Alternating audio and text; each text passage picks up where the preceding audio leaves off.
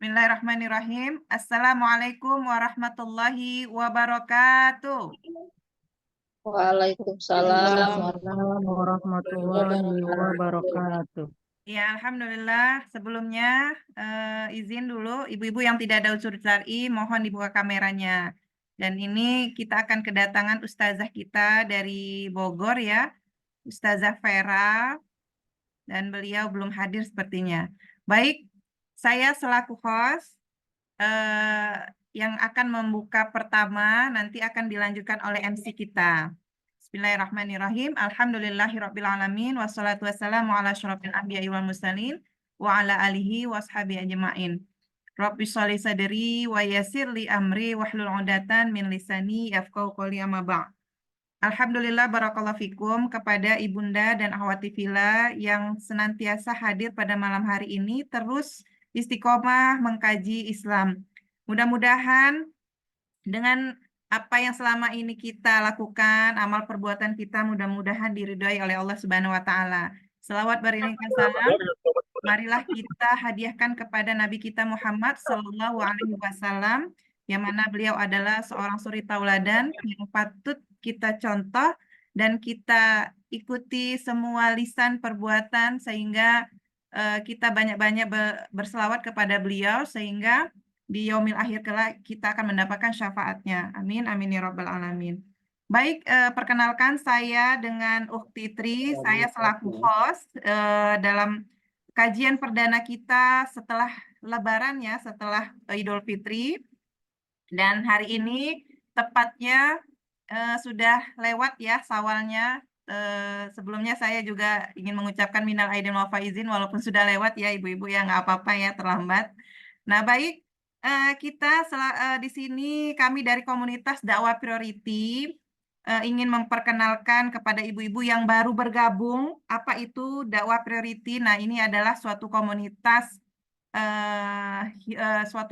dakwah yang mana ini menghijrahkan seseorang, menghijrahkan umat dari yang namanya hutang riba, ya. Ketika ibu-ibu atau umatillah yang terjerat dengan hutang riba, nah bergabung dengan di komunitas dakwah priority ini, insya Allah akan diberi bimbingan berupa ilmu, ya, kajian, yang mana kajian ini akan terus memberikan pencerahan kepada ibu-ibu untuk lebih taat kepada Allah, dan kita terus memantaskan diri kepada Allah dan meminta pertolongan kepada Allah Subhanahu wa taala.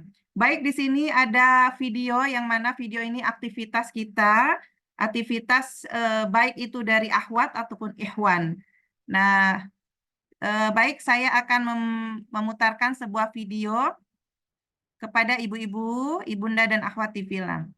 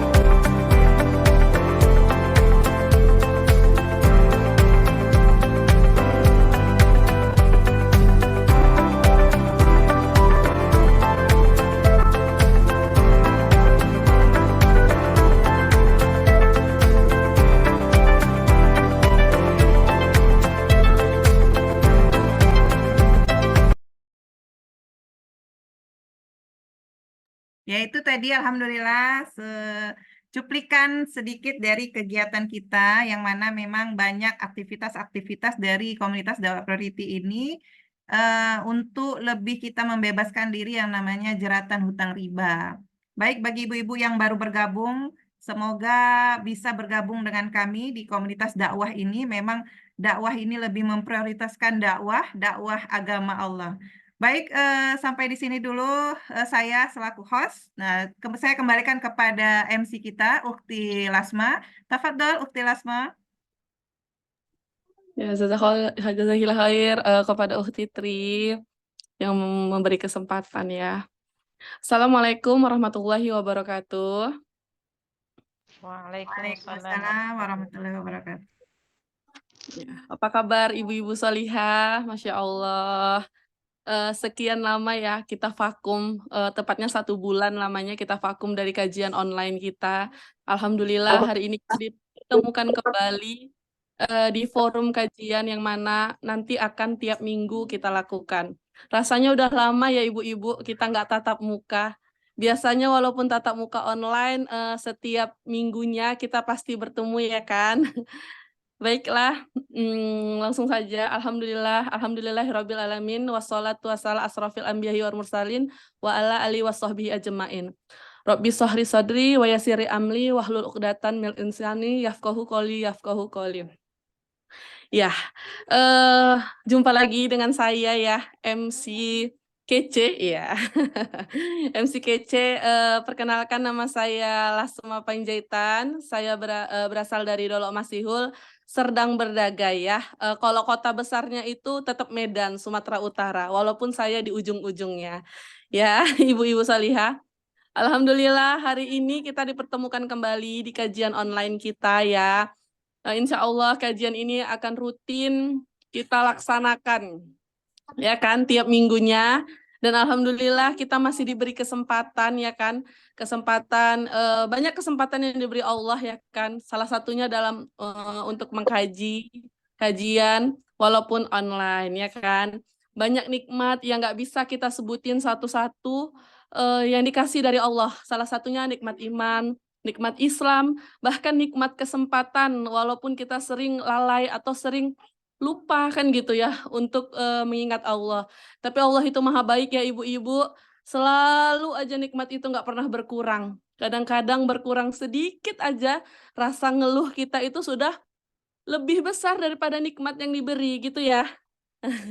Jadi makanya kajian ini juga diadakan untuk satu pengingat sama kita gitu ya. Kadang-kadang kita yang lupa atau lalai, mungkin dengan forum kajian ini kita saling mengingatkan.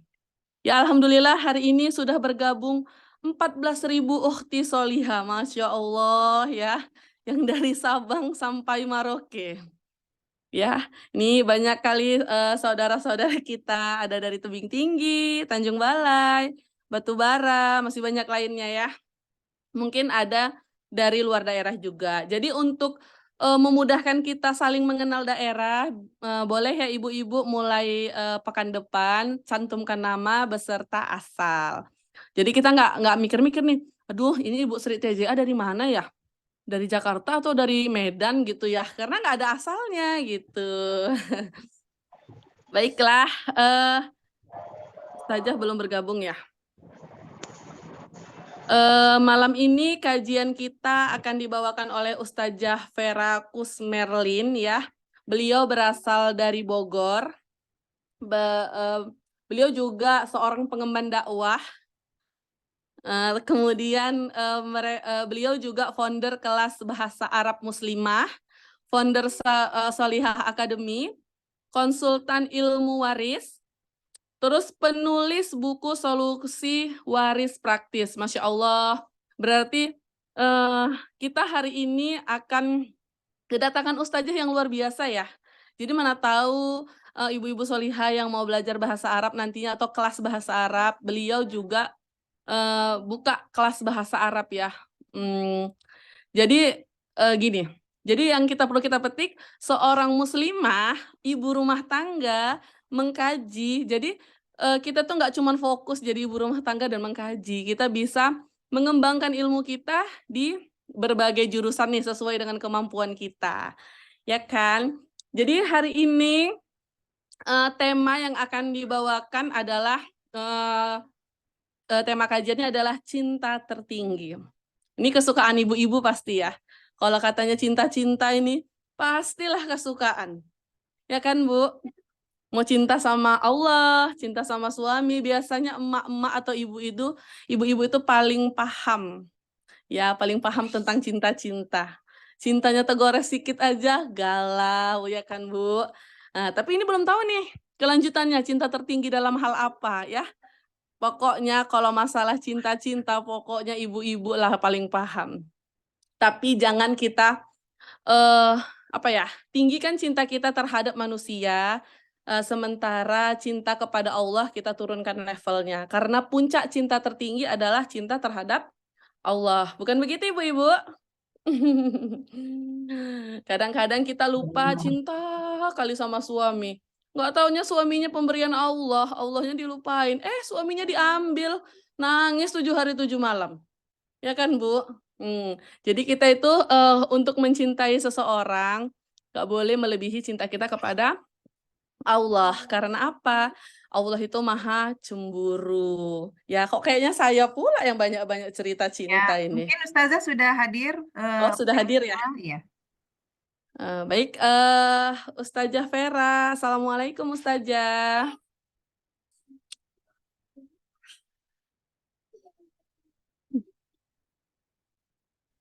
Oh, masih mute Kak. Ini Kak Tri belum on kamera. Ya, sudah. Waalaikumsalam warahmatullahi wabarakatuh. Apa kabar Ustazah? Alhamdulillah. Mohon maaf ya, Halo. saya baru bisa masuk. Iya. Yang pertama terima kasih banyak Ustazah atas luang waktunya untuk mengisi kajian via Zoom ya online. Mungkin ini pertama kali Ustazah mengisi kajian di Zoom kami. Semoga Ustazah betah. Betahnya Amin. maksudnya besok-besok masih tetap mau mengisi kajian gitu ya. Ya. Baik Ustazah, langsung aja. Ini udah ditunggu-tunggu sama ibu-ibu solihah. Ya, dengan tema hari ini ya Ustazah, cinta tertinggi. Ya, kepada Ustazah kami persilahkan segala hormat. Iya. Ibu, saya boleh minta izin untuk bisa share screen ya? Ya, boleh. Sudah co-host, Ustazah? Iya. Ya, baik-baik.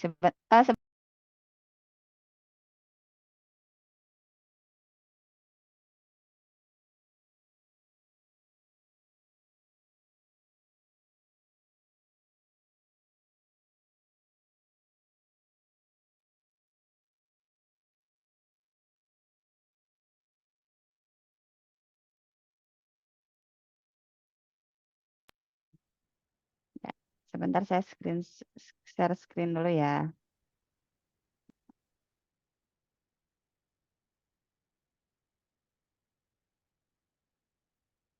Ya, terlihat ya ibu-ibu ya?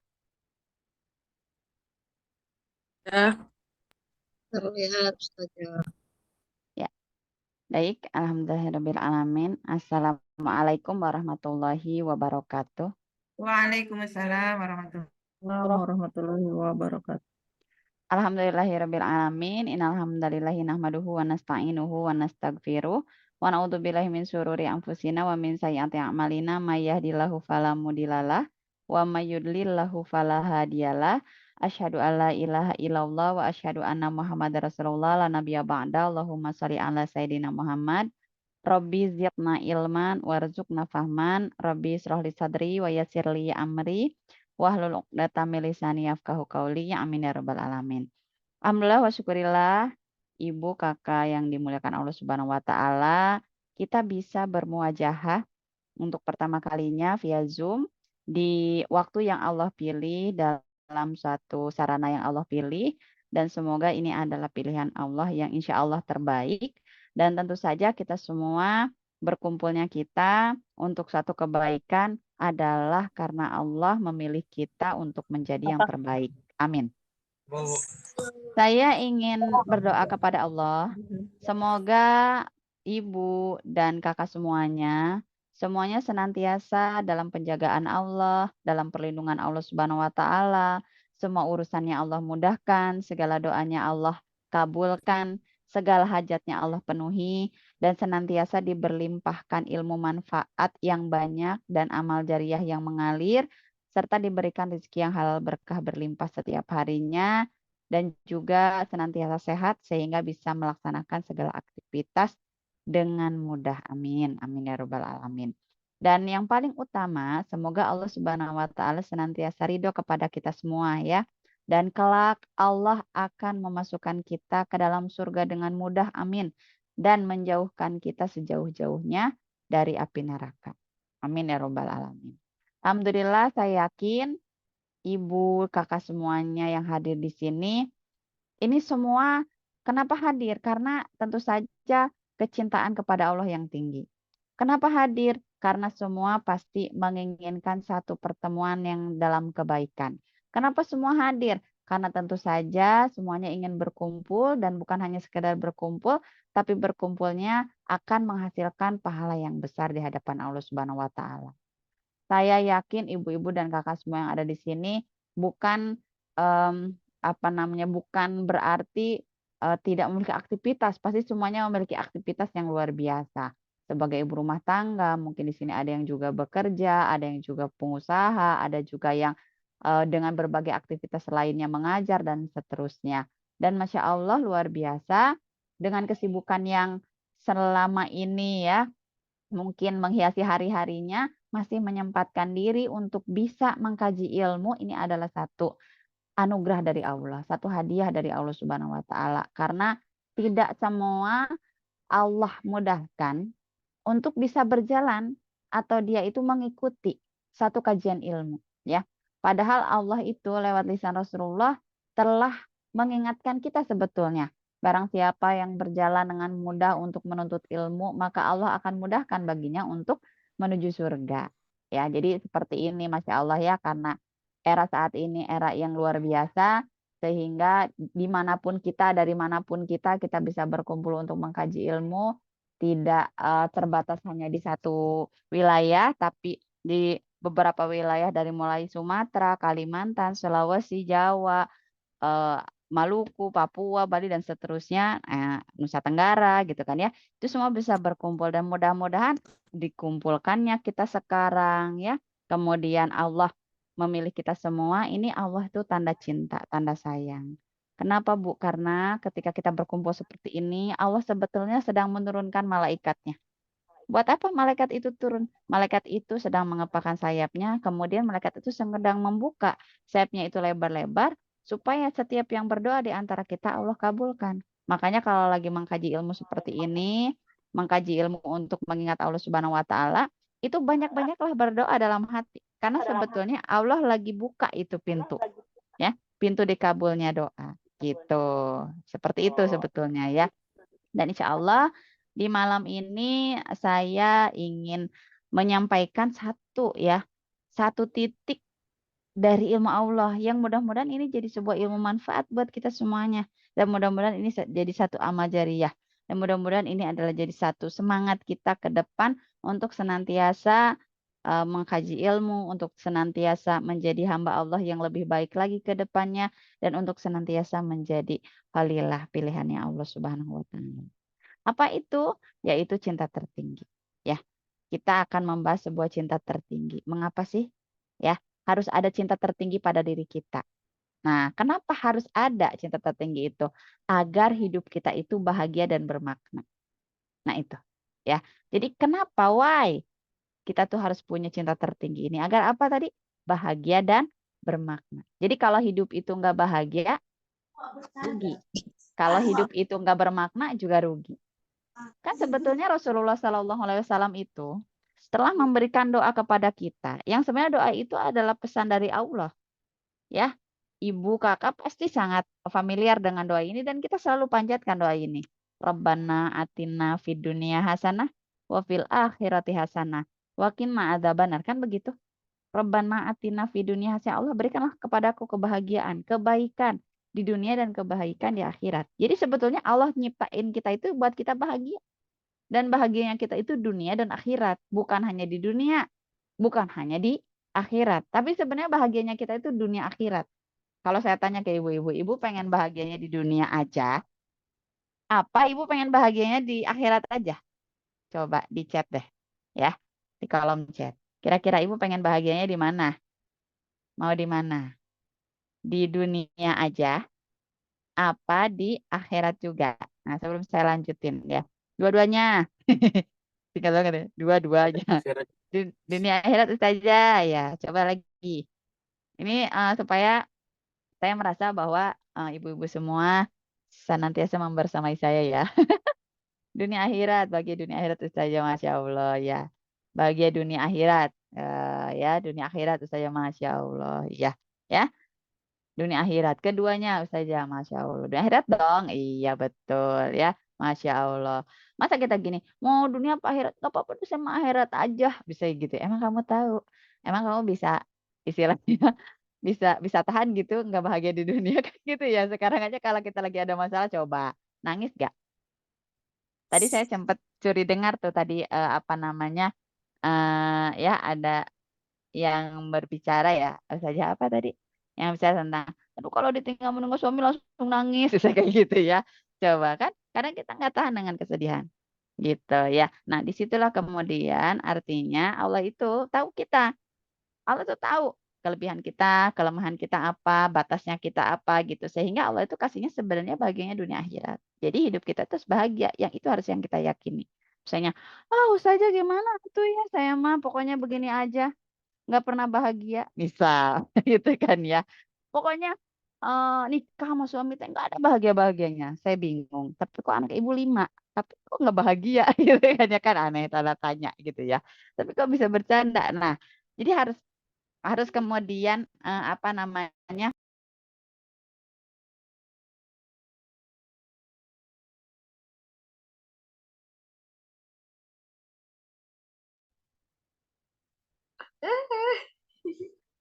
bentar ya Bu ya.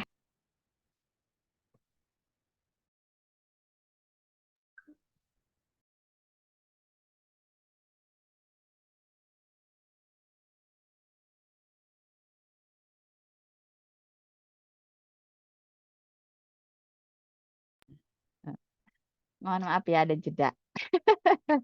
Nah, jadi di sini itu apa namanya? Jadi Allah itu sama pesankannya tadi ya bahagianya itu untuk dunia akhirat. Nggak ada dunia aja, nggak ada akhirat itu sebenarnya dunia akhirat gitu.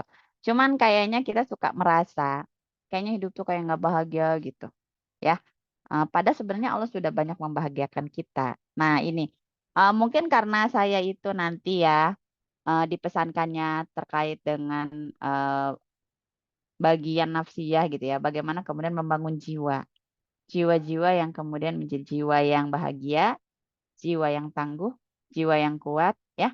Mudah-mudahan nanti kita bisa senantiasa bersinergi bersama untuk membangun jiwa itu gitu ya. Misalnya bismillah ya. Nah, kemudian bermakna. Artinya sesuatu hidup kita tuh punya makna, nggak kosong gitu ya.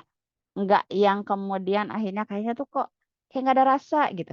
Nah, tapi kalau makna itu kan punya rasa gitu. Kayak kalau ibu atau kakak dulu gitu kan ya, kalau misalnya sebelum ketemu suami, kalau bagi yang sudah bersuami itu kan pas ketemu gitu pasti ada rasa, nah, itu ada makna. Tapi kok rasa-rasanya kalau misalnya nggak ada rasa tuh nggak ada aja rasa, nah itu namanya nggak makna gitu. Jadi ada sesuatu yang kita bawa makna itu. Nah itulah yang disebut dengan bahagia dan bermakna gitu, karena dia punya cinta tertib. Kemudian cinta tertinggi itu apa? Ya, cinta tertinggi itu adalah rasa terdalam pada Sang Maha Pemilik cinta. Rasa terdalam, ya. Dan ini harus menjadi yang pertama dan utama, rasa terdalam. Ibu-ibu, ibu dan kakak, pernah satu apa namanya? Pada satu riwayat, ya. Rasulullah SAW itu menggambar sebuah bujur sangkar.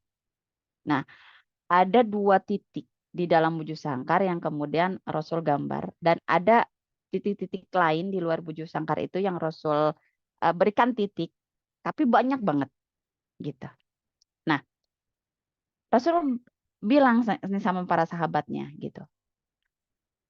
Engkau tahu tidak ini titik di dalam bujur sangkar dan titik di luarnya kata Rasulullah.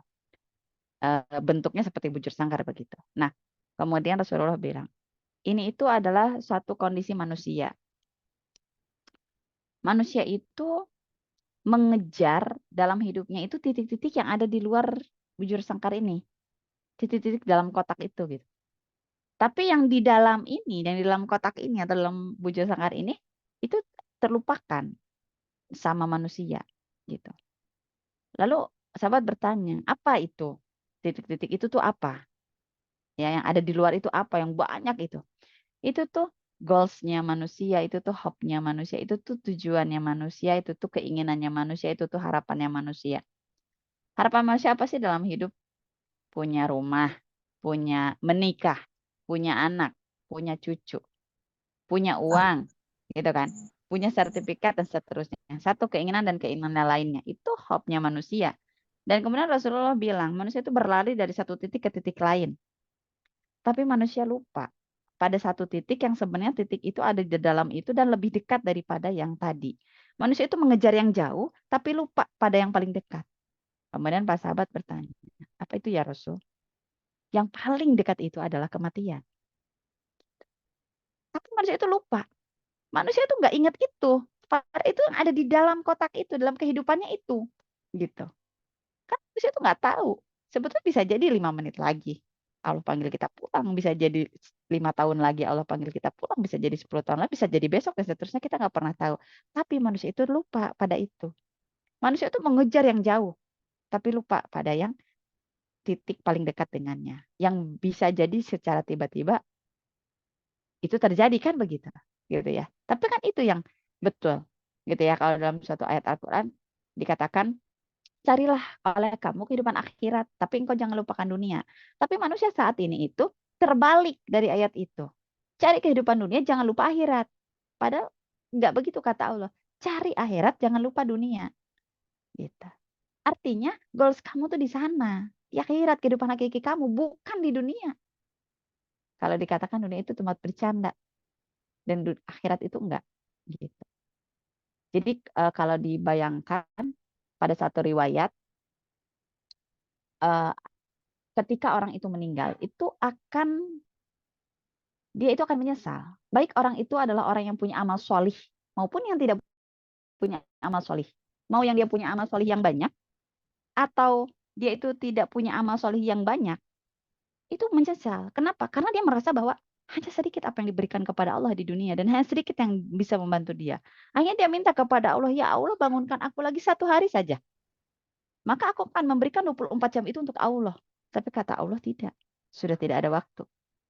Sudah penyesalan sedalam-dalamnya. Nauzubillah summa nauzubillah. Makanya ibu-ibu kalau dalam sholat, ibu-ibu minta dijauhkan dari mati mendadak. Ibu-ibu suka mendengar ada orang mati mendadak. Nah, itu kan nggak ada persiapan. Tapi biasanya kalau orang sholat itu, kematiannya itu dia tahu, dia ada firasat. Nah, orang itu kalau paham dia itu akan meninggal, itu namanya karomah. Itu tergantung dari takarub dia kepada Allah dan ilmunya. Gitu kan ada ya orang, oh begini seperti mempersiapkan. Bertobat dulu apa segala macam gitu. Makanya kan ada doa, jangan kita meminta, ya Allah jangan matikan aku dalam keadaan mendadak. Matikan aku dalam husnul khotim. Begitu. Nah, kita bisa kemudian akhirnya memahami pesannya Allah ya dengan penuh keyakinan ya. Dan ketika kita ingin bahagia dan bermakna itu, kemudian kita ingin betul-betul meyakini bahwa yang terdekat dengan kita itu adalah sebenarnya kematian daripada yang jauh itu.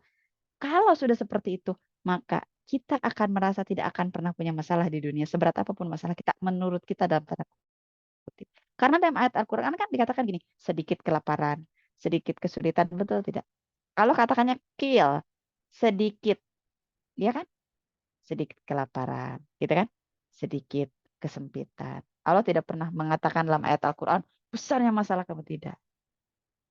Jadi kita tuh jangan mengatakan bahwa, ya Allah, betapa besar masalahku, jangan. Tapi yang harus kita katakan adalah masalah aku punya Allah yang maha besar. Itu yang harus kita yakini. Gitu. Bisa kita meyakini kalau kita punya cinta tertinggi. Kalau rasa kita paling terdalam hanya untuk Allah Subhanahu wa Ta'ala. Gitu. Kalau misalnya program ini disebut adalah dakwah priority, kan seperti itu gitu ya. Maka sebetulnya goals-nya adalah Allah itu priority. Dan dialah yang paling utama dan pertama untuk kita, bukan yang lain. Gitu.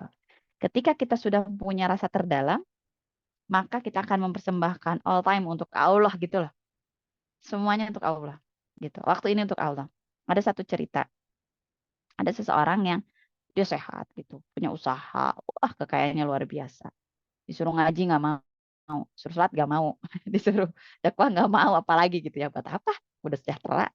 Tiba-tiba dia divonis kena satu penyakit dengan stadium yang luar biasa, hampir akhir, gitu kan, kanker lah ya, yang biasa gitu. Pada detik itu juga, nah ini kisah nyata ya, pada detik itu juga apa yang dilakukan? Apa yang dia ini kan? Dia langsung berubah total. Langsung setiap hari berdoa, setiap hari bersedekah, setiap hari beramal soleh. Karena dia tahu, bayangin, dia itu akan mendekati kematiannya. Kebayang? Gitu. Itulah manusia gitu. Ya, Dari akhirnya dia Bogor. memberikan segalanya yang terbaik untuk Allah Subhanahu wa taala. Masya Allah. Gitu. Ya. Nah ini karena kita punya rasa terdalam itu. Tapi kan ya ibu dan kakak, kita kan nggak harus dulu dikasih kanker kali kalau kemudian akhirnya supaya kita berdekat dengan Allah, betul nggak? Ya, berarti kan itu udah pada tahap kita keras banget gitu. Tapi kalau kemudian kita itu masih sehat, sudah punya rasa terdalam, masih kemudian muda sudah punya rasa terdalam, maka kita akan menjadi salah satu dari manusia yang akan diberikan naungan oleh Allah di yaumil akhir. Kelak ketika tidak ada naungan daripada siapapun. Gitu. Ya. Nah, kemudian, nah, kenapa kemudian akhirnya cinta terdalam kita itu harus kepada Sang Maha Pemilik cinta, harus kepada Allah bukan kepada yang lain? Karena Allah itu cintanya sempurna, betul tidak? Allah itu ya memberikan segala kasihnya kepada kita. Kemudian yang kedua, Allah itu tidak pernah mengingkari janjinya, betul tidak? Kemudian Allah itu selalu bersama kita sampai akhir masa. Itu loh yang harus kita. Sahabat itu ya bisa menjadi sahabat di waktu baik, tapi di waktu susah dia pergi. Betul nggak? Saudara, bisa aja begitu. Ketika senang dia mendekat, ketika kita susah dia pergi. Gitu ya. Suami istri aja bisa bercerai, kan gitu. Ya. Anak dan orang tua aja bisa bertengkar, kan begitu. Ya. Tapi Allah itu tidak akan pernah melepaskan kita. Allah akan membersamai kita, suka duka kita, tidak ada adanya kita. Sempurna cacatnya kita, Allah akan membersamai kita. Sehat sakitnya kita, kaya miskinnya kita, Allah akan membersamai kita. Masa kita memberikan kepada makhluk daripada kepada Allah, kan begitu. Allah memberikan segala kasihnya, kita dikasih nafas. Coba bayangkan ketika waktu kita COVID, ada yang terkena COVID aja susah nafas. Tapi kemudian Allah memberikan kasihnya, nafas ini Masya Allah luar biasa. Sudahkah kita bersyukur dengan nafas kita, kan gitu. Ya, kita masih bisa melihat, kita masih bisa makan, gitu ya.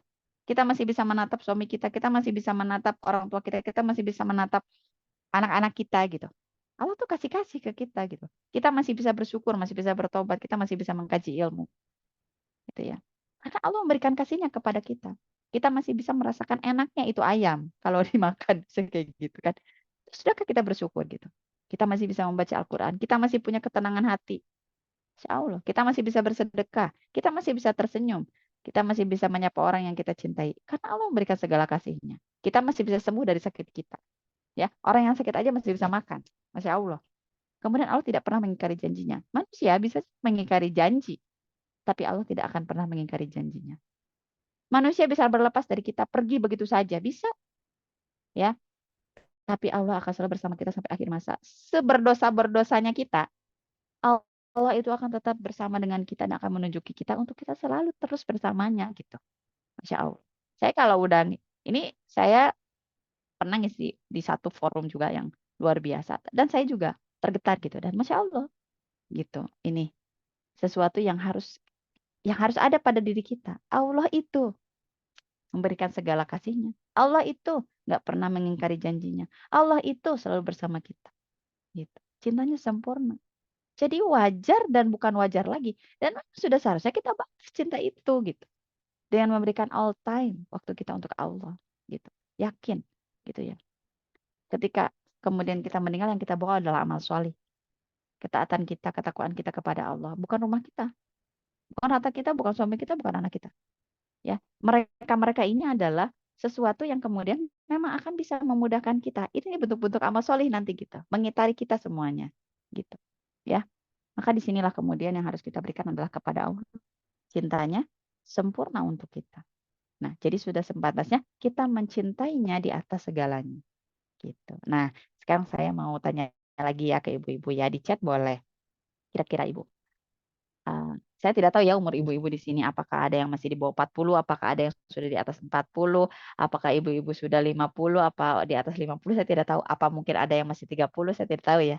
Tapi selama ibu merasakan Allah kasih nikmat hidup ini, apakah kita merasa bahwa di waktu ini kita sudah mencintai Allah di atas segalanya? Coba di chat. Saya pengen tahu nih ya, kira-kira. Apakah kita sudah mencintai Allah di atas segalanya? Atau kita sudah merasa sepertinya saya baru setahun ini merasakan mencintai Allah di atas segalanya, atau kemudian saya masih belajar untuk mencintai Allah di atas segalanya, atau kita merasa saya sudah mencintai Allah di atas segalanya gitu. Nah, sebelum saya lanjutkan, saya ingin ibu dan kakak yang ada di sini mungkin bisa tulis di chatnya ya, kira-kira sudahkah kita mencintai Allah di atas segalanya? Ya, saya tunggu nih ya, kira-kira gimana. Jadi saya enak. Nah, soalnya kalau misalnya chatnya masih merespon berarti ayo ini ya. Oke, masih belajar mencintai dan mengenal Allah. Belum sepenuhnya saja. Ya, ya, yang lain. 3 tahun ini saja setelah hijrah total. Masya Allah, tabarakallah. Ya, lanjutnya. Kayaknya masih belum Ya, baik. Lanjut. Oh, yang lain gimana? Ya, jadi kita akan sama-sama bersinergi ya. Yang mudah-mudahan dengan Masya Allah saya mengapresiasi ya. Nah, yang membuat Zoom ini, Masya Allah ya, ini menjadi satu amal jariah. Belum sepenuhnya Ustazah. Iya. Yang lain? Ya, belum Iya. Nah, saya bertanya nih, kira-kira apakah kita ingin menjadi, terus berusaha saja katanya ya, Masya Allah. Kita ingin menjadi insan, kita ingin menjadi hamba Allah yang mencintai Allah di atas segalanya. Mau ya? Pasti kita mau ya? Gitu, kita istiqomah. Ini istiqomah itu yang em, istiqomah itu kata yang seperti sederhana tapi Masya Allah. Tapi insya Allah kalau kita punya satu keyakinan, kita terus mengingat bahwa sebetulnya kehidupan hakiki itu nanti di yaumil akhir, kematian itu yang hakiki gitu ya. Maka kita akan senantiasa tertuntun untuk kemudian senantiasa mencintai Allah di atas segalanya. Karena kalau orang itu sudah mencintai Allah di atas segalanya, karena dia itu selalu mengingat kematiannya, maka perilakunya, ucapannya, penampilannya itu akan istimewa, akan berbeda dengan manusia yang lainnya. Betul tidak? Coba. Kalau orang udah ingat kematian, dia nggak akan berbohong. Kalau orang udah ingat kematian, dia nggak akan mencela. Kalau orang udah ingat kematian, lisannya itu pasti untuk berzikir, untuk berdakwah, untuk berkata yang baik. Ketika dia akan memarahi anaknya, dia langsung, ya kan? Dia langsung cut. Ketika dia mau berkata kasar kepada suaminya, dia langsung diam. Karena dia istimewa akhirnya gitu. Karena dia akan bisa menata lisannya, dia akan bisa menata hatinya, dia akan bisa menata pikirannya, dia akan bisa menata semuanya. Ketika memang dia mencintai Allah di atas segalanya. Ini karena dia mengingat kematian itu. Gitu.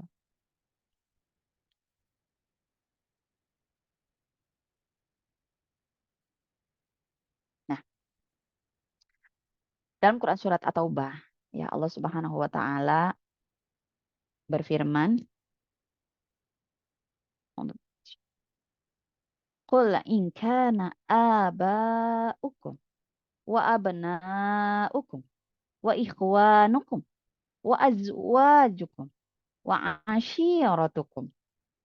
Dikatakan, katakanlah wahai Nabi, jika bapak-bapakmu, anak-anakmu, saudara-saudaramu, dan pasangan-pasanganmu, dan keluargamu, wa amwaluk taraftumuha, dan harta kekayaan yang kamu usahakan, wa tijaratun tahsyawna kasadaha, dan perniagaan yang kamu khawatirkan kerugiannya, wa masakinu, serta tempat tinggal tardaunaha, yang kamu lebih sukai, ahabba, yang kamu lebih sukai ilaikum, daripada minallah, daripada Allah, wa rasulih, dan rasulnya, wa jihadin fi sabilihi, dan berjihad di jalan, fatarabbasu, maka tunggulah hatta ya'tiyallahu bi amrihi, tunggulah sampai Allah mendatangkan keputusannya.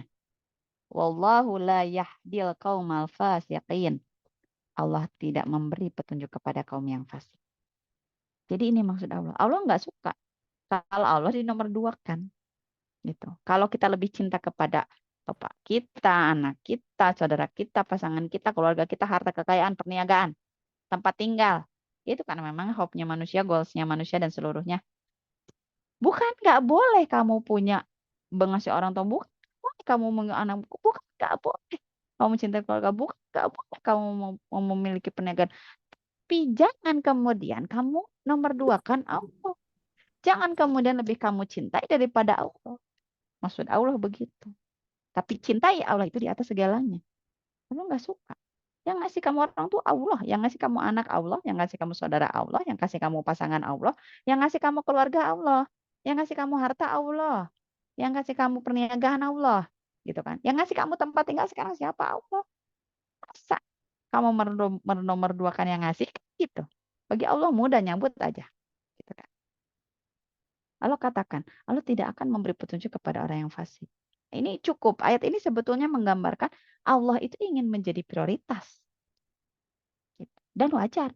Dan memang Allah berhak. Karena Allah ciptain kita. Dan ciptakan seluruh isi dunia ini untuk kita. Dan Allah ciptain surga untuk balasan nanti kelak di yaumil akhir. Sebenarnya amal soleh kita itu nggak bisa ngebayar surga. Sebetulnya. Tapi karena ridhonya Allah, cintanya Allah lah Allah bisa melayakkan kita masuk surga. Coba bayangkan. Awalnya Allah mau ngasih sholat ke kita 50. Nggak masalahnya itu buat nanti masuk surga. Tapi Nabi itu tahu kita. Akhirnya dijadiin lah 5. Tapi 5 tetap aja bisa masuk surga kan begitu. Betapa cintanya Allah ke kita gitu. Saking Allah cinta senyum aja bisa jadi pahala. Saking Allah cinta dan taunya manusia gitu. Allah kasih sunnah. Bukan hanya sekedar wajib. Karena terkadang manusia ada naik turun kan gitu. Ada maju mundur kan gitu. Gitu ya. Itu saking Allah cinta dikasih tuh sunnah-sunnahnya. Tapi terkadang manusia lupa. Sunnahnya juga kadang enggak istiqomah kan gitu ya. Padahal itu untuk nutupin apa yang enggak khusyuk di wajibnya, apa yang menghiasi kan seharusnya gitu. Nah, jadi kita cari ke sana kemari, kerja ini, proyek ini. Tapi kita lupa, kita cuma ngasih 2 jam aja untuk Allah dalam seminggu.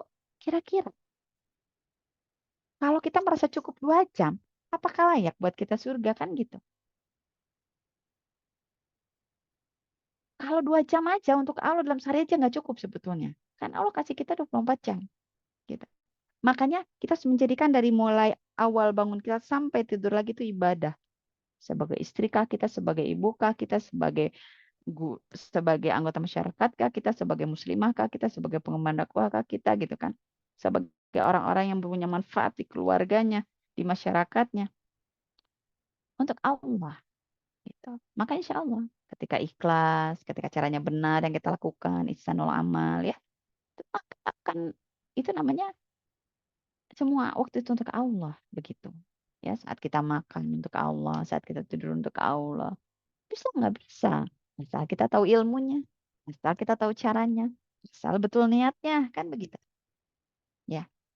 Tapi kemudian kalau kita bukan karena Allah, semata-mata karena manusia, ngaji karena manusia misalnya atau berpakaian karena manusia, kita itu belum buat Allah gitu.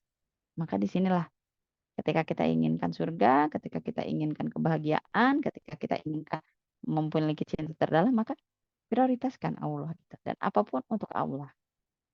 Nah, dan pemilik cinta tertinggi. Siapakah pemilik cinta tertinggi itu? Apakah kita termasuk di dalamnya? Kan begitu sekarang. Apakah kita sudah merasa kita memiliki cinta tertinggi itu? Gitu kan. Dan pastinya kita ingin jadi pemilik cinta tertinggi itu. Karena dengan kita memiliki cinta tertinggi itulah sebetulnya Allah akan memudahkan kita untuk masuk ke dalam surganya Allah. Gitu. Dan kita akan menjadi manusia pilihannya. Masya Allah, tabarakallah. Yang pertama, selain Rasulullah ya, para sahabat. Ini saya contohkan. Orang-orang yang memiliki cinta tertinggi kepada Allah. Yaitu Mus'ab bin Umair. Rasulullah yang mengatakannya.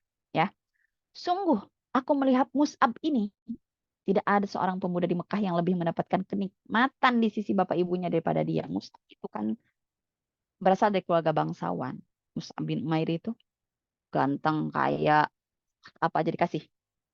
Tapi ketika dia masuk Islam, keluarganya nggak terima. Tapi dia tinggalin itu semua.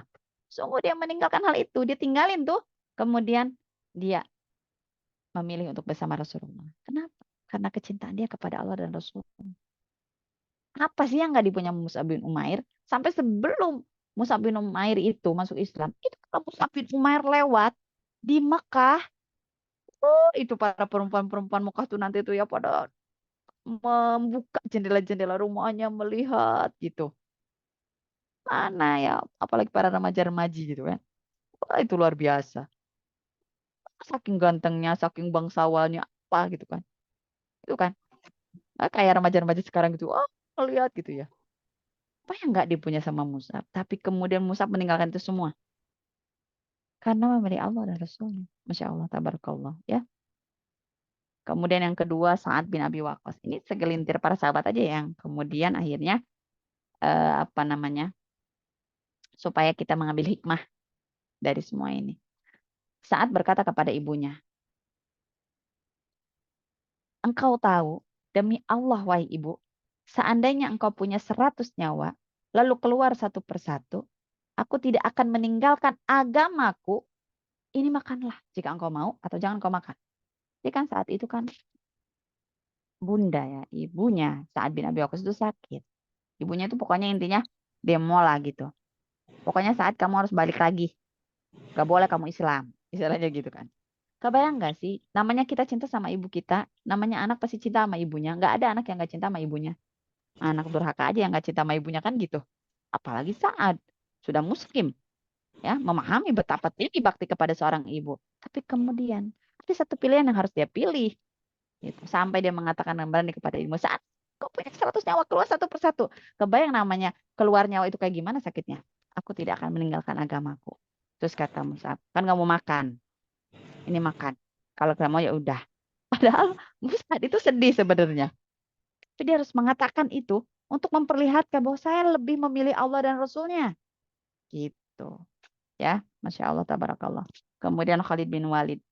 Siapa yang nggak kenal Khalid bin Walid? Tidak ada satu malam pun di dalamnya diberikan kepadaku pengantin atau aku diberi kabar gembira dengan lahirnya anak laki-laki. Kan kalau dulu di kaum Arab itu ya di masa lalu itu kan kalau lahir anak laki-laki itu kan wah luar biasa betapa bangga gitu ya. Nah, kemudian kalau pengantin itu kan namanya pengantin ya gitu kan senang banget gitu.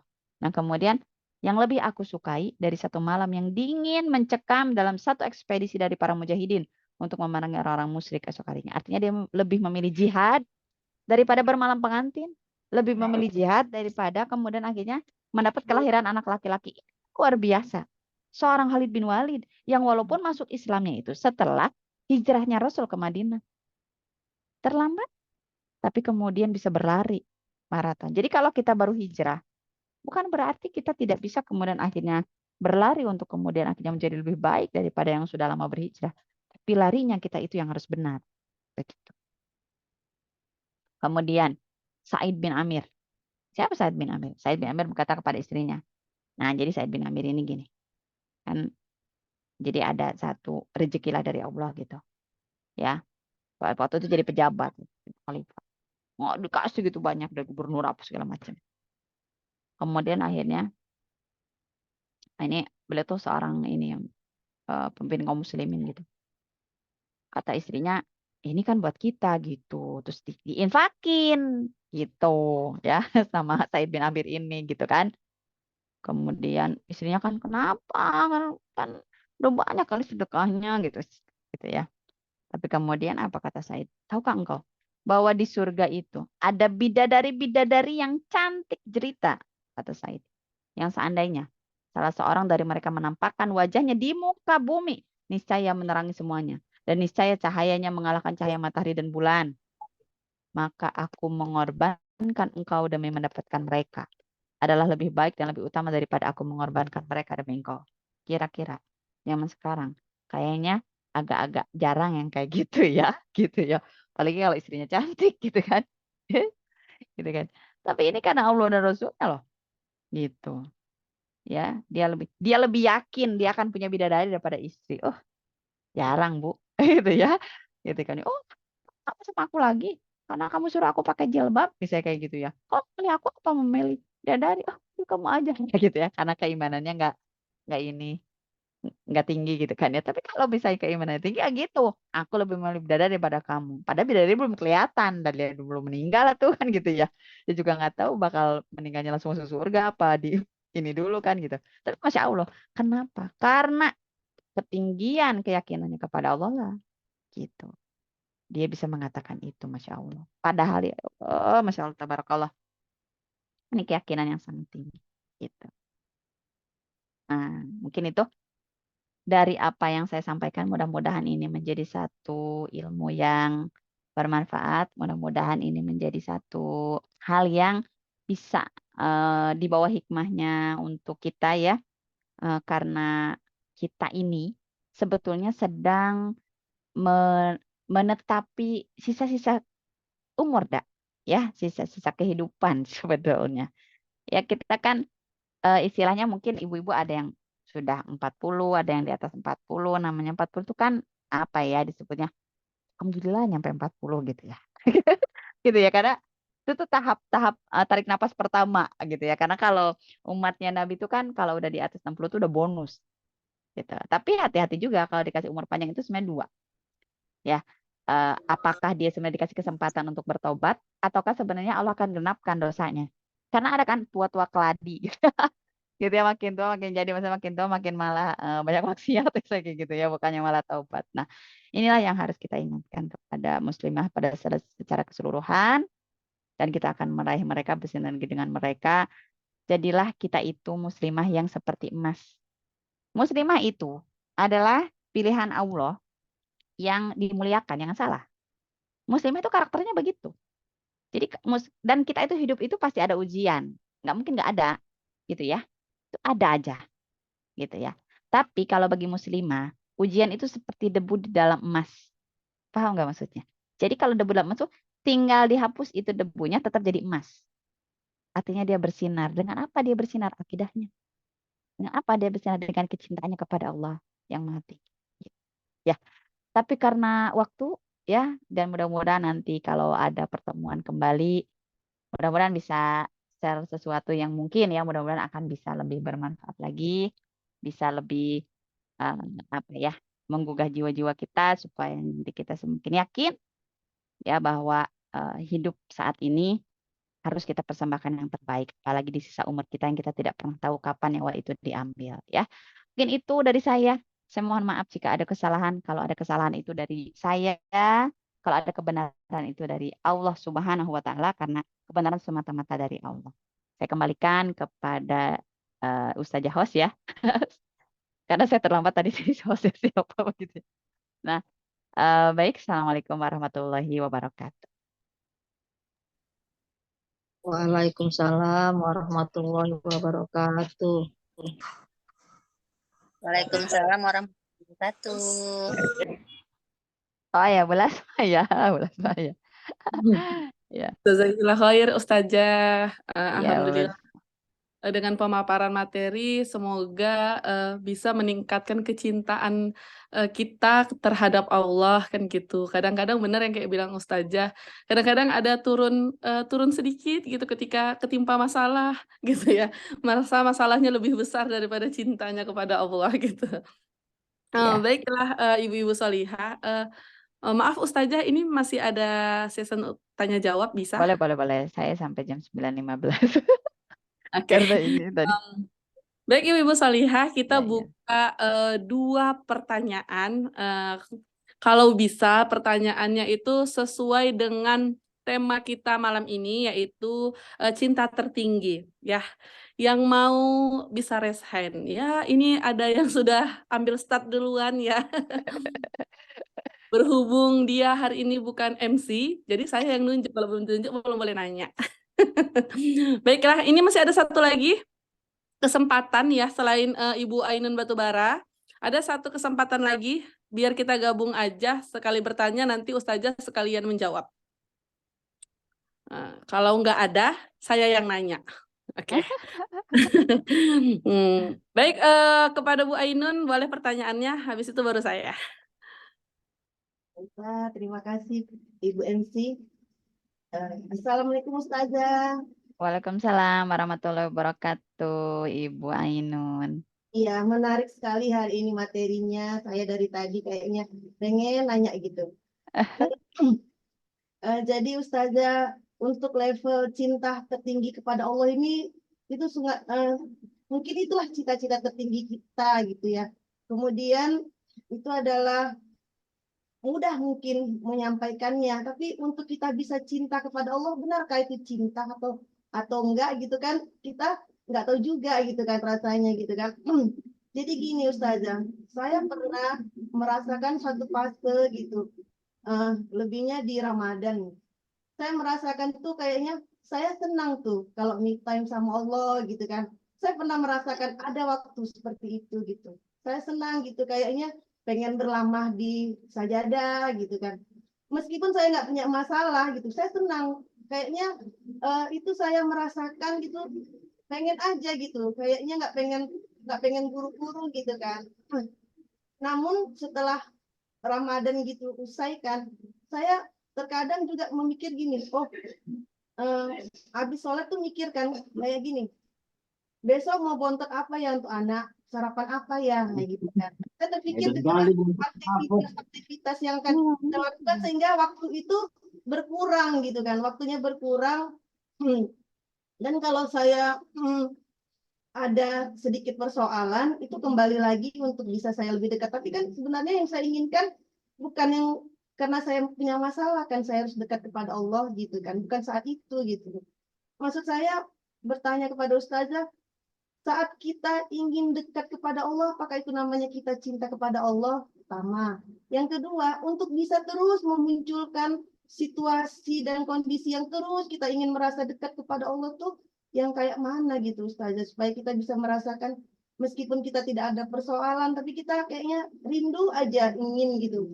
Nah, kadang kan waktu kita sakit, kita teringat akan kematian, kayaknya kita pengen tuh lama berbincang, minta kepada Allah gitu. Seperti itu Ustazah. Ya. Afwan. Ya, terima kasih Ibu Ainun. Ustazah langsung ya saya nanya Ustazah. Iya. Tafadhol. Assalamualaikum warahmatullahi wabarakatuh. Waalaikumsalam warahmatullahi wabarakatuh. Pertanyaan saya Ustazah mungkin berkaitan dengan Ibu Ainun gitu kan. Tadi level tertinggi kan, maksudnya level mencintai Allah gitu kan. Maksudnya gini, kadang-kadang kan sebagian atau termasuk saya, apakah mencintai Allah itu hanya sebatas hablum minallah gitu. Ketika sholat, zakat, puasa kan gitu kan. Apakah level mencintai Allah itu ada di luar hablum minallah? Contoh gini Ustazah. Tadi Ustazah bagikan hadis ya, bahwasanya meninggalkan perniagaan, apa tadi ya kan, pokoknya itu kan itu dari Allah gitu kan levelnya gitu kan. Ketika kamu meninggalkan itu, sesungguhnya kamu maksudnya mencintai Allah gitu ya. Maksud saya gini Ustazah, kadangkala gitu kan saya yang baru hijrah ini Ustazah gitu kan, mungkin persoalannya nggak di perniagaan, mungkin karena mungkin Allah nggak uji saya di bidang ekonomi yang begitu jatuh gitu kan. Tapi kadang-kadang saya merasa itu maksud saya bukan hablum minallah ya. Hubungan saya dengan suami contohnya kan. Ketika suami mau pergi keluar dakwah nih gitu kan. Namanya hijrahnya bareng ya Ustazah. Kadang-kadang saya merasa gini, kenapa sih dakwah aja gitu kan. Senin sampai Minggu kamu tuh dakwah aja, nggak ada waktu sama saya gitu kan. Maksudnya gitu Ustazah. Saya merasa apakah saya ini karena tadi dengar penjelasan Ustazah gitu kan, apakah saya ini orang yang masih menomorduakan Allah karena tidak sukarela membiarkan suami saya pergi dakwah. Contohnya gini, ini hari Minggu loh gitu kan, hari Ahad liburnya anak-anak, kenapa sih kamu nggak bisa sama saya gitu kan, kita pergi bareng kayak apa kok, tapi ini ada urusan dakwah gitu kan kata suami gitu kan. Nah kadang-kadang saya masih ya dakwah lagi gitu kan, maksudnya gini dengan perkataan, kenapa dakwah itu jadi kayak wajib gitu loh. Urusan keluarga maksudnya di nomor 2-kan gitu. Apakah pemikiran saya yang seperti itu adalah juga menomorduakan Allah gitu kan. Sementara dakwah itu perintah Allah ya Ustazah gitu. Itu yang sering terjadi sih gitu kan. Mungkin antara saya dan suami gitu kan. Karena kesibukan mungkin ya Ustazah. Nah, itu aja Ustazah yang mau saya tanyakan. Assalamualaikum warahmatullahi wabarakatuh. Waalaikumsalam warahmatullahi wabarakatuh. Langsung jawab ya. Ya. Ustazah. Jadi begini, kita itu jangan merasa nyaman. Tapi kita itu harus merasa memang tidak nyaman dalam hidup ini. Karena kenapa kita itu harus merasa tidak nyaman? Kan misalnya gini, saya nggak ada masalah, saya ada masalah. Gitu. Itu dalam pikiran kita. Padahal sebenarnya orang itu misalnya merasa nggak ada masalah. Saya baik-baik saja dengan suami, saya baik-baik saja dengan anak, ekonomi saya oke, pekerjaan saya oke, usaha saya oke, saya bisa ngaji, apa segala macam. Sebenarnya jangan merasa nyaman. Kenapa? Karena kita itu belum dijamin surga. Betul tidak? Umar bin Khattab itu adalah salah satu sahabat yang dijamin surga. Tapi saat sakaratul maut, beliau itu kan berada di pangkuan Abdullah ibnu Umar, putranya. Kemudian beliau mengatakan begini kepada putranya. Wahai putraku, letakkan pipiku di tanah. Letakkan pipiku di tanah.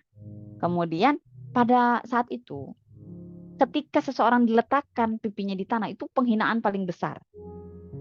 Akhirnya Abdullah ibnu Umar tuh nggak mau gitu loh. Nggak mau. Oh tidak. Gitu. Terus sampai Umar ini marah.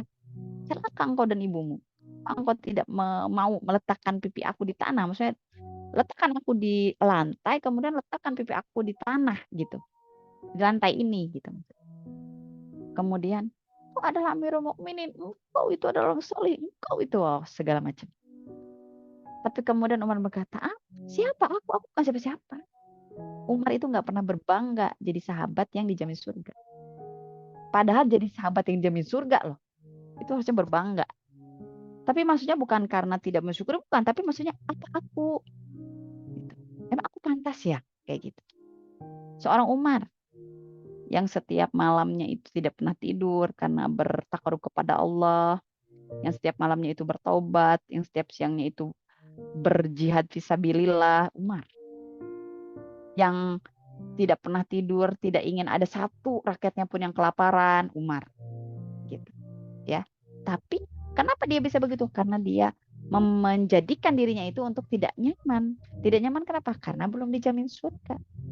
Jadi kita nih saat ini, ya, kita itu mau kita orang kaya, mau kita sederhana, mau kita sehat, mau kita sakit, mau kita punya pekerjaan, apa tidak, mau usaha kita lancar, apalagi sempit, apa bagaimana.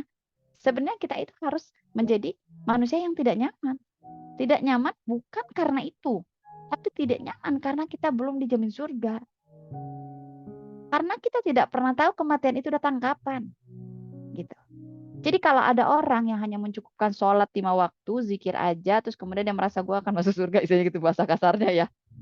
Berarti dia itu belum menjadikan tadi batas nyaman dan tidak nyaman. Paham ya? Jadi dia udah merasa nyaman aja, padahal dia itu sudah sombong di hadapan Allah gitu. Imam Syafi'i ibu, 5 tahun sudah hafiz Quran kan, 30 juz. 13 tahun udah jadi ulama besar yang bisa beristihad, jangan salah. Di 13 tahun lah umurnya beristihad. Istihad itu Bu, ya, ilmu istihad itu harus apa coba? Bahasa Arabnya harus mahir, ilmu tafsirnya harus oke, ulumul hadisnya harus luar biasa, ya, hafalan dan seterusnya harus luar biasa. Mustahid itu. Bahkan mustahid itu, kalau kita bandingkan dengan perawi hadis gitu ya, meludah ke sebelah kanan aja nggak boleh. Paham nggak maksudnya? Itu tuh kan hal yang maksudnya nggak jadi dosa kali meludah ke sebelah kanan gitu ya. Tapi ada seorang imam besar itu sampai meludah aja nggak boleh ke sebelah kanan. Karena kalau dalam tataran ulama-ulama besar nih, meludah ke sebelah kanan itu dia itu suka berbohong. Gitu. Kemudian tidak boleh makan di luar di jalanan. Kalau kita sekarang banyak tempat makan di jalan ya. Gitu ya. Kalau dalam ada ulama besar tuh, imam-imam besar tuh gitu. Tapi mereka itu nggak pede loh dengan amal yang dibawanya. Insya Allah nggak sih, tabarakallah. Karena tadi dia tidak merasa nyaman karena dia merasa memang ya kematian itu memburu dia, maka dia harus memberikan amal soleh. Bahkan ada ulama salafus soleh, masya Allah, tabarakallah, Saking dia itu merasa takut kepada Allah, saking dia mencintai Allah di atas segalanya, saking dia itu ingin mempersembahkan yang terbaik kepada Allah, itu dia membuat bentuk tempat tidurnya itu seperti kuburan. Jadi tiap dia tidur itu dia seperti masuk ke dalam kuburan gitu. Kemudian kalau dia bangun kan, ya Allah masih dibangunkan. Karena kan pada saat riwayat yang tadi saya jelaskan, kalau orang gitu ya, dibangunkan dari kematian itu pasti dia akan melakukan segalanya gitu. Ya, gitu kan. Jadi sampai ulama ini Masya Allah tabarakallah seperti itu. Jadi kalau kita bayangkan orang yang dibangunkan dari kematian walaupun sehari dia akan mempersembahkan apapun gitu. Dia akan ingat dunia di situ gitu ya. Tapi yang akan dia kejar itu bagaimana mempersembahkan yang terbaik untuk Allah gitu. Dan tadi kalau bicara misalnya mempersembahkan yang terbaik itu apa? Mempersembahkan yang terbaik itu kan bagaimana kita itu taat dan takwa kepada Allah, bagaimana kita mentaati rule-nya Allah untuk kita dalam kehidupan ini. Dan Allah kasih rule itu kan pada 3 hal. Pada hubungan kita dengan Allah, pada hubungan kita dengan manusia, dan pada hubungan kita dengan alam. Betul tidak? Ya. Hubungan kita dengan Allah, hablumminallah, hubungan kita dengan manusia, hablum minannas, hubungan kita dengan alam, itu aja ada aturannya. Gitu. Jangan salah. Itu mah benda mati, itu mah pohon gini-gini. Semua akan jadi saksi. Jangankan manusia, binatang aja akan jadi saksi. Kalau kita misalnya menyiram binatang, dia binatang ini, padahal dia akan jadi saksi. Saat di Sirat Mustaqim itu, bisa saja yang jadi saksi-saksi kita itu, apakah hewan yang kita kasih makan, ya? Apakah manusia yang kita tolong yang kita tidak kenal, apakah ilmu yang kemudian kita berikan, atau bahkan harta kucing aja bisa jadi saksi. Gitu. Jadi kita tidak pernah tahu amal mana yang kemudian Allah akan terima kan gitu ya. Dan amal mana yang akan jadi penolong kita. Gitu. Jadi ketika misalnya, bagaimana nih, apa yang harus diprioritaskan nih gitu kan ya misalnya kalau tadi. Sebetulnya ada satu riwayat. Jadi pada saat itu tuh ada seorang sahabat yang mau bermalam pengantin. Gitu. Ini nih ya untuk menjawab yang tadi. Tiba-tiba ada panggilan jihad. Bayangin Bu, malam pengantin ya Allah baru nikah. Gitu ya. Nah kemudian apa yang terjadi? Dia tinggalin itu malam pengantinnya, dia pergi berjihad, ternyata dia syahid. Paham maksudnya? Gitu. Artinya apa? Artinya Allah itu akan memilih seseorang itu dan akan menempatkan seseorang sesuai makomnya. Nah, tapi kita sebagai manusia gimana? Gitu ya. Saat ini misalnya sebagai istri, sebagai suami, sebagai anak. Tapi jangan terlalu, kok gitu ya Bang? Enggak gitu. Sebenarnya semuanya itu fleksibel gitu. Sebenarnya semuanya itu mudah untuk dilakukan ketika misalnya kalau suami istri, ketika bersinergi untuk antil jannah, kan suka gitu ya. Anniversary nih gitu ya, antil jannah. Emang tahu kita bakal sesurga sama suami? Bu, belum tentu loh. Gini loh ya. Suami istri itu, tapi nanti panjang pembahasannya, ini mah cuman info aja ya. Suami istri itu ada yang suami istri itu hanya di dunia. Nah, ada suami istri yang di akhirat. Gitu ya? Iya. Tapi ada suami istri yang memang dia dunia akhirat. Tergantung level, tergantung makam, tergantung surga. Jadi kalau misalnya kayak kalau suami istri dunia tuh kayak Firaun sama Asiyah. Ya lah nggak pantas lah Firaun maksudnya jadi suaminya di akhirat kan gitu. Gitu ya. Kayak Nabi Nuh sama istrinya gitu. Pokoknya kalau misalnya di dunianya itu istrinya baik, laki-lakinya jahat, itu nggak akan jadi tuh di akhirat suami istri lagi. Atau kebalikan. Gitu ya. Atau suka bertengkar. Kalau di sana apa ya namanya? Kalau di Sunda itu awet rajat, kalau di sana itu saya nggak tahu ya. Kalau di Medan itu apa namanya? Jadi awet apa ya? Kok sampai tua tapi berantem mulu gitu loh. Gitu. Bentar-bentar berantem, bentar-bentar gitu ya. Istilahnya gitu dah. Pokoknya kayaknya romantis, selfie apa gitu ya. Padahal mah hatinya saling gimana gitu ya. Nanti tuh ketemu tuh di pengadilan Allah. Gitu loh. Kayaknya di dunia tuh kayak gimana, dia memendam, makanya jangan, harus ikhlas gitu, harus saling memaafkan, jangan sampai nanti di pengadilan, kayak berantem gitu di depan Allah, bisa lah kayak gitu. Nah dia nggak akan dijodohin tuh di akhirat, ada juga jodoh di akhirat, jadi memang kan dia nggak dapet jodoh dia di dunia tuh nggak akan seakhirat nanti, ya nggak tahu siapa jodoh di akhiratnya, kita nggak tahu apa tiba-tiba orang yang kita kenal sebenarnya, gitu ya tetangga masa gitu misalnya ini mah ya, atau mana gitu ya, bisa jadi karena semakom dia. Surga itu ada 7 tingkatan. Kita akan bertemu dengan jodoh kita yang satu tingkat dengan kita. Kalau kita berada di surga yang kelima, pasti jodoh kita juga di surga yang kelima. Nggak ada dia di surga ke-1 atau kedua. Ah, kok gitu? Saya pernah loh ngisi kayak gitu. Emang gimana ya Ustazah biar satu surga? Ya ya, tuh harus taat sama takwanya sama. Nanti di sana mah nggak akan inget gitu. Pokoknya dia tuh cinta banget, cinta buta saya kayak gitu kan ya. Nanti kalau dia ambil akhir mah nggak akan inget, nggak akan gitu. Karena nanti akan berubah gitu ya. Kita pun akan berubah walaupun misalnya kita meninggal di usia 70 tahun, ya kita akan dilahirkan di usia 17 sampai 25 kok. Gitu. Dan kita nggak akan ingat dengan apa-apa. Jadi kita akan apa namanya ini ya. Nah itu cuplikan supaya nanti penasaran. Ih apa ya kita mau bahas itu nanti ya tapinya. Tapi yang jelas ya itu tadi harus ada ilmunya. Gitu ya. Tapi karena waktu tadi saya sudah boro-boro ke Putri. Karena ada sesuatu ya yang nggak bisa ini ya terlalu lama untuk malam ini. Tapi insya Allah nanti mudah-mudahan di bulan depan Allah panjangkan umur kita. Allah kasih kita waktu bertemu lagi, mudah-mudahan nanti kita bisa sharing-sharing yang lebih bermanfaat lagi ya. Tapi Ya. yang jelas, maksudnya kalau kita memang ingin bersama dengan suami kita until jannah, maka bersinergilah bersama dalam ketaatan dan kebaikan dan dalam ketakwaan. Kalau masalah waktu dan sebagainya itu bisa di-manage sebetulnya, teknis gitu ya. Bahwa mana untuk keluarga, mana untuk istri, mana untuk suami, mana untuk anak, mana untuk dakwah, mana untuk ilmu. Tinggal kitanya aja yang memanage. Sebetulnya begitu ya. Tapi mungkin itu dulu jawaban dari saya. Mudah-mudahan bisa memberikan satu inspirasi lah ya. Dan mudah-mudahan jadi inspirasi juga buat saya. Jika ada kurang puas, saya mohon maaf. Jika ada yang benar itu dari Allah Subhanahu wa Ta'ala. Mungkin itu. Assalamualaikum warahmatullahi wabarakatuh.